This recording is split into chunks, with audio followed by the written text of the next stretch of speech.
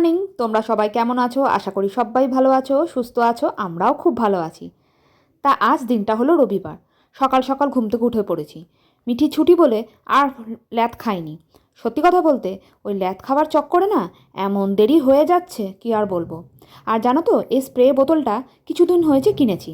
মিঠিকে যে ওকে নিয়ে যাই বাস্কেটবল খেলতে, তখনই কিনে নিয়ে এসেছিলাম। তোমাদের তো একদিন দেখিয়েছিলাম যে স্পেন্সারে গেছিলাম, তখন দেখলাম পাওয়া যাচ্ছে।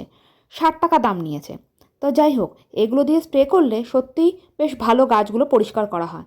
এর আগে আমার একটা ছোট্ট ছিল, ওটা ভেঙে গেছে, সেজন্য ওটাকে আর ফেলে দিয়েছি, আবার একটা কিনলাম। তা দেখো, আজকে ভালো করে ভেবেছি স্প্রে করে নেবো। বেশ অনেক দিন হলো গাছগুলোকে একদম যত্ন করা হয় না। মিঠির এই পড়াশোনার জন্য আমি একদমই গাছের দিকে মন দিতে পারছিলাম না। আজ ভেবেছি ঘর সংসারে কাজ করব, পরে আগে করে নেবো গাছের যত্ন, তারপরে সব কিছু করব। তা যাই হোক, আমার মোটামুটি ধোয়া হয়ে গেছে। এবার ভালো করে বারান্দাটা একটু পুছে নেবো, তারপরে শান্তি হবে। দেখো চকচক করছে গাছগুলো। তা যাই হোক, যেটা বলার কথা, ভিউজ আসছে না বলে একদিন আমিও ইউটিউবে কান্নাকাটি করেছি। ভিউজ হচ্ছে না, কিন্তু সাবস্ক্রাইব হয়ে যাচ্ছে। দরকার নেই ওরকম সাবস্ক্রাইবের, যে যারা ভয় দেখাচ্ছে, যারা বলছে দেখবো না, আমাদেরকে টাইমে যদি না দেখে তাহলে আমরাও দেখবো না। ওরকম বন্ধুত্বের কোনো দরকার নেই। প্লিজ সাবস্ক্রাইব করো না, বা অযথা এরকম একটুখানি দেখে বা কমেন্ট করে বেরিয়ে যেও না। আমি কিন্তু সত্যি সত্যিই করি না, পুরো ভিডিও দেখি না, তাও ভালো। কিন্তু একটা কথাই আছে না, কর্ম করে যাও ফল পাবে। আমি কিন্তু এবার ঠিক করে নিয়েছি, ওই কর্ম করতে হবে, ফল যদি পাওয়া যায় তা পাবো, না পাওয়া যায় না পাবো। নিজের আনন্দের জন্য ভিডিও করব। তা যাই হোক, এখন সত্যি কথা বলতে ভালোবেসে ফেলেছি 1 বছরের মধ্যে আমি ইউটিউবটাকে। সেজন্য আমি ভিডিও করব। কে আমাকে দেখলো আর কে আমাকে দেখলো না, আমি আর সে আর তোয়াক্কা করি না। হ্যাঁ, কয়েকজন দিদি অবশ্যই আছে যাদেরকে আমি কদিন পর আমি ঠিক তাদের নাম নেবো। আজকে আমার নাম নেওয়া হচ্ছে না, কিন্তু তাদের আমি সত্যিই নাম নেবো, যারা প্রতিদিন ভিডিও দেখে, কমেন্ট করে। কিন্তু আমি সত্যিই অত কমেন্ট করতে পারি না, সময়ের অভাবে করতে পারি না। সেজন্য আমি মানে তাদের কাছে অনেক কৃতজ্ঞ রয়েছি যে তারা আমার ভিডিওতে আসে, দেখে, কমেন্ট করে। অসংখ্য ধন্যবাদ সেই সব দিদিদেরকে যারা প্রতিদিন আমার ভিডিওতে সময় মতন আসো, কমেন্ট করো। তার জন্য অসংখ্য ধন্যবাদ। কথা বলতে বলতে ঘরদোর অনেকটা ঝাড়া পোছা হয়ে গেছে, কাজকর্ম হয়ে গেছে। এবার চলে এলাম রান্নাঘরে। আর ওরা সবাই ঘুমাচ্ছে। আর এবার আমি আমার জন্য বলবো না, আমার জন্য আর শুভ্রজিতের জন্য একটু চা বসিয়ে দিয়েছি। 2 কাপ জল নিয়ে নিয়েছি, আর আমি এখন চা বসিয়ে দিয়েছি। একটু চা খাবো আর ওদের সবকে টেনে ওঠাবো। জানো তো, আমি কাজ করছি আর তোরা ঘুমাবি, চল তোরাও ওঠ, এই বলে টেনে ওঠাবো। আর এই দেখো, আজকে মিঠির মাথায় একটু শ্যাম্পু দেবো। ওই যে মেথি চা পাতা বলেছিলাম, সেইটা একটু বসিয়ে দিয়েছি। দেখেছো বাটিটার কি অবস্থা? ছোট্ট বাটি তো, পুরো একদম পুড়ে গেছে। কি বাজে লাগছে ভিডিওতে দেখাতে, কিন্তু কি করবো জানো, কিছুতেই উঠছে না। এই যে আমার চা হয়ে গেছে, আমি আমার চাটা খেয়ে নেবো, আর শুভ্রজিতের জন্য চাটা ছেঁকে রেখে দেবো।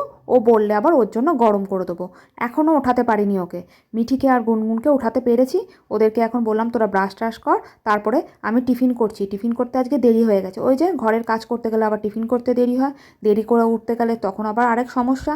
কী যে শীতের দিনে ছোটোবেলাতে এত সমস্যা কি বলবো। আজকে করছি হলো পাওভাজি। প্রতিটা সবজি কেটে নিয়েছি। এই পাওভাজিটা করলে দেখেছি বাচ্চাদের পেটে সব রকমের সবজিগুলো একটু যায়। আজকে গুনগুনের আবদারে এই পাওভাজিটা করা। মিঠি গুনগুনকে বলেছিল, দিদিভাই জানিস তো, মা না খুব ভালো পাওভাজি করে, তাই জন্য পাওভাজি করা। এই দেখো, একটা মাঝারি সাইজের পেঁয়াজও কেটে নিয়েছি, আর একটা টমেটোও নিয়ে নিয়েছি। এটাকে কুচিয়ে নেবো পেঁয়াজটাকে। আর ক্যাপসিকাম, তারপরে গাজর, একটু কুমড়ো, একটু আলু, তারপরে বিনস, যা যা সবজি পাবে সব দিয়ে দেবে।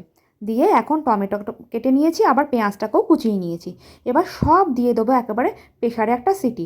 ও হ্যাঁ, তার মধ্যে 2-1টা কাঁচা লঙ্কাও দিয়ে দিয়েছি। আচ্ছা করে 2-3টে সিটি মেরে নিয়েছিলাম। সিটি মেরে ওই প্রেশারের মধ্যে হাতা দিয়ে একটুখানি ভালো করে ম্যাশ করে নিয়েছি। আর এই দেখো, কড়াই গরম হয়ে গেছে। আর কিন্তু বেশি আমি তেল দিই না, অল্প তেলেই করব। এটা আমি বাটার দিয়েও করতে পারতাম, কিন্তু একটু সর্ষে দিয়ে তেল দিয়েই করছি।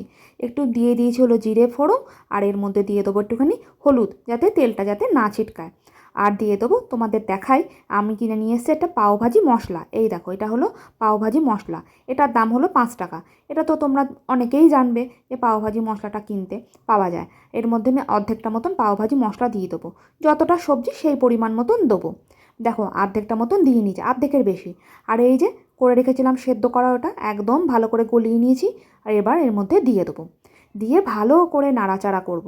যাতে একদম সুন্দর। আর জানো তো কী সুন্দর গন্ধ বেরোচ্ছে, পাওভাজি মশলার গন্ধটা এত ভালো লাগে কি আর বলবো। গন্ধ বেরাতেই কিন্তু শুভ্রজিৎ আবার উঠে এসছে, বলছে ও তোমার হয়ে গেছে, তাহলে তাড়াতাড়ি করে ব্রাশ টাশ করে নিই। তা যাই হোক, এটাকে ভালো করে ফুটিয়ে নিই, ফুটিয়ে নিয়ে তার মধ্যে দিয়ে দেবো একটুখানি লেবু। দেখো আমি কিন্তু বেশি লেবু দেবো না, কেন একটুখানি হয়েছে তো, তাই এই অর্ধেকের কম মতন একটু লেবু দেবো। এই লেবুটাকে ভালো করে চটকে নিয়ে নিলাম। আর এর মধ্যে তোমরা বাটারও দিতে পারো, আমি কিন্তু যেহেতু লেবু দিচ্ছি সেজন্য আর বাটার দেবো না।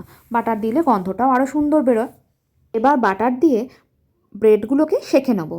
আমি কিন্তু পাওভাজি ব্রেড পাইনি, সেজন্য এই ব্রেড দিয়েই আমি কাজ চালিয়ে নিলাম।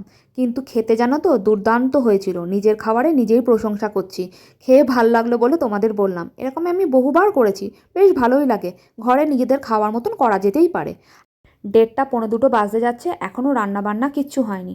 একদিকে চিকেন বসিয়ে দিয়েছি, একদিকে বসিয়ে দিয়েছি ভাত, আর করব উচ্ছে ভাজা। ভাতটা নামিয়েই বসাবো উচ্ছে ভাজা। ওদেরকে এক এক করে চান করতে পাঠাচ্ছি।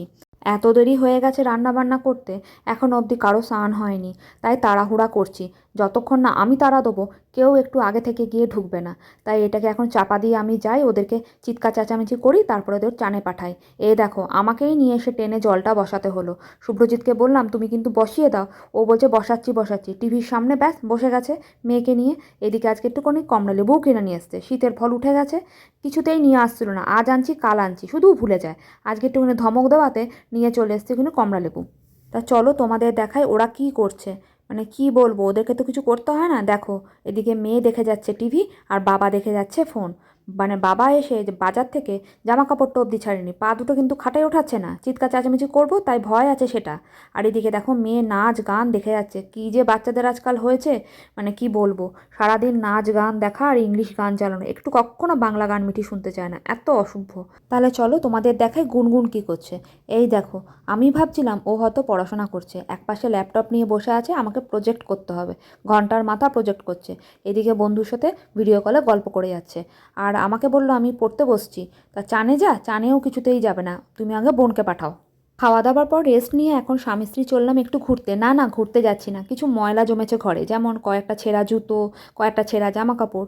ময়লা আলার গাড়িটা আসে, কাকুটা কিছুতেই জিনিসপত্রগুলো নিয়ে যায় না, বলে আজ নেবো কাল নেবো। এই কারণে আমি আর শুভ্রজিৎ যাচ্ছি খালপাড়, ওখানে সবাই ময়লা ফেলে আসে, তাই ওখানেই যাব ফেলতে। আর আমি তারপরে এসে আবার বেরাবো, আমার এক বন্ধু আসছে পিকনিকের টাকাটা নিতে।